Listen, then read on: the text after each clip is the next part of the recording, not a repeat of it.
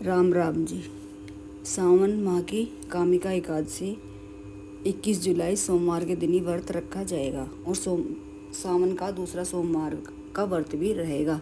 दोनों व्रत एक साथ ही रख सकते हैं क्योंकि दोनों में ही हम फल खाते हैं, अन्न नहीं खाते, इसलिए कोई दोष नहीं लगेगा, व्रत रख सकते हैं।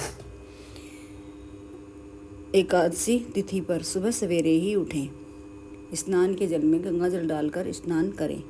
साफ बिना सलट वाले पीले वस्त्र पहने या लाल कलर के पहने। सूर्य देव को जल दें पूर्व दिशा की तरफ मुँह करके।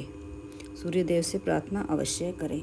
एक लोटा जल दक्षिण दिशा की तरफ मुँह करके अपने पितरों को भी दें। उसमें काला तिल, कच्चा दूध, सफ़ेद पुष्प, बतासा डालकर दें और अपने पितरों से प्रार्थना अवश्य करें। अपने पूजा घर की सफाई करें, सारी मूर्तियां साफ करें। एक लकड़ी की चौकी बिछाएं, उस पर पीला वस्त्र बिछाएं।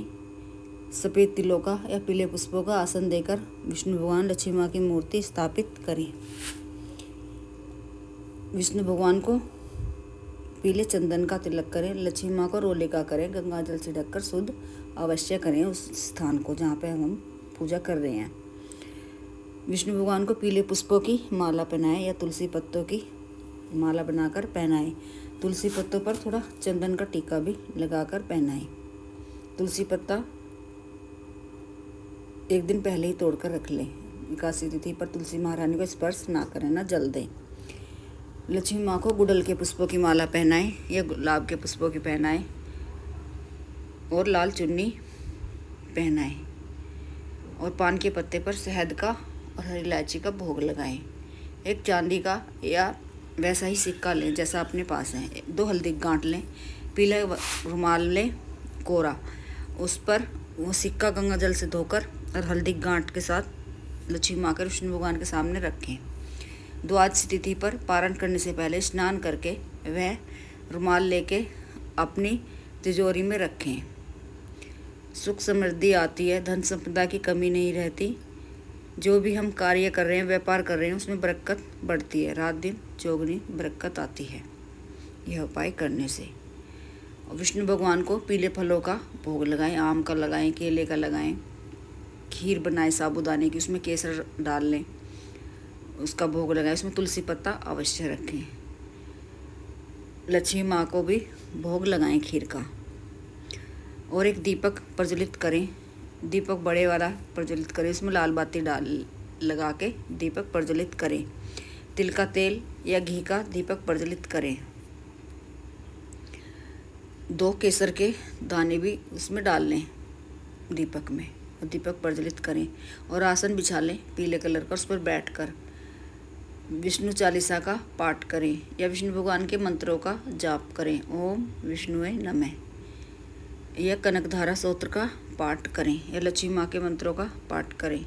जिस भी मनोकामना के लिए व्रत रखा है वह पूर्ण होती है एकादशी तिथि पर। और जो हमने भोग लगाया है वो या तो गौ माता को खिलाएं या अपने परिवार में प्रसाद के रूप में खाएं। और एक लोटा जल शिव मंदिर में जाएं और शिवलिंग पर भी अर्पित अवश्य करके आएं। और एक घी का दीपक भी प्रज्वलित करें और 2 बतासा शिवलिंग पर अर्पित करें। पूर्ण विधि से पूजा मंदिर में अवश्य करके आएँ।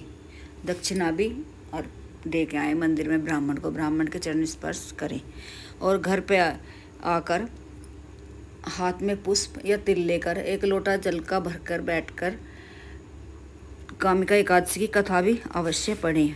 हमारे सभी पाप दूर होते हैं। हमारे जिस मनोकामना के लिए व्रत रख रहे हैं वो हमारी इच्छा पूर्ण होती है कामिका एकादशी की कथा सुनने से। एक समय पहले की बात है, एक गांव में एक क्षत्रिय रहता था। एक दिन रास्ते में उसकी किसी बात पर एक ब्राह्मण से कहा सुनी हो गई और बात इतनी बढ़ गई कि क्षत्रिय ने आवेश में आकर ब्राह्मण को धक्का दे दिया। दुर्भाग्यवश ब्राह्मण गिर गया और उसकी मृत्यु हो गई। कुछ समय बाद क्षत्रिय को अपनी गलती का पछतावा हुआ। उसने ब्राह्मणों से अंतिम संस्कार के लिए जिम्मेवारी ली और गांव के लोगों से क्षमा मांगी ताकि गांव के पंडित उसे माफ़ कर दें। पंडितों ने मना कर दिया, उसे माफ़ नहीं किया। उन्होंने कहा, तुम पर ब्राह्मण हत्या का दोष लगा है, तुम इसका प्रायश्चित नहीं करोगे तब तक हम तुम कामना पूर्ण होती हैं। कामिका एकादशी का व्रत करने से कामिका एकादशी पर हमें दान भी अवश्य करना चाहिए।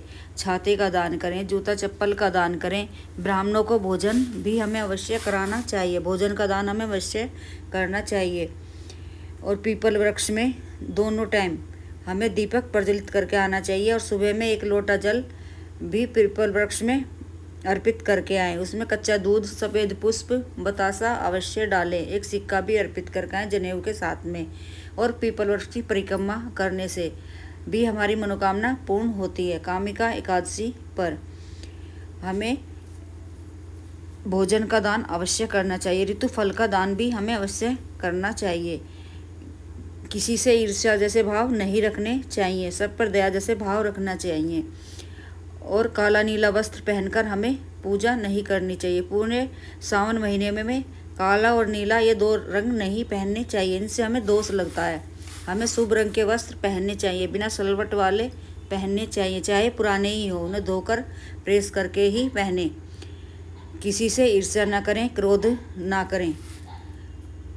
और मसूर की दाल, राजमा, चावल, मांसाहार, इन चीज़ों का सेवन हमें नहीं करना चाहिए।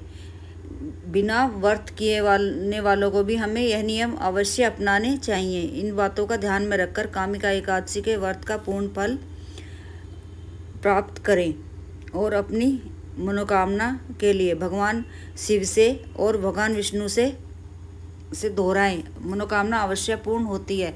अनजाने में किए हुए पाप भी दूर होते हैं, उनसे भी हमें मुक्ति मिलती है। और गौशाला हमें अवश्य जाना चाहिए। कामिका एकादशी पर गौ माता को हल्दी का टीका लगाएं, उनके चरण स्पर्श करें, उनके पैरों की मिट्टी का तिलक करें अपने भी, और उन्हें हरा चारा खिलाएं, रोटी खिलाएं, परांठा खिलाएं। और पक्षियों के लिए भी पीला दाना हमें अवश्य छत पे डालना चाहिए और उनके लिए पानी की व्यवस्था भी करनी चाहिए। चींटियों के लिए भी भुना हुआ आटा, बेसन भूनकर या बिस्किट तोड़कर किसी भी वृक्ष के नीचे हमें अवश्य डालना चाहिए।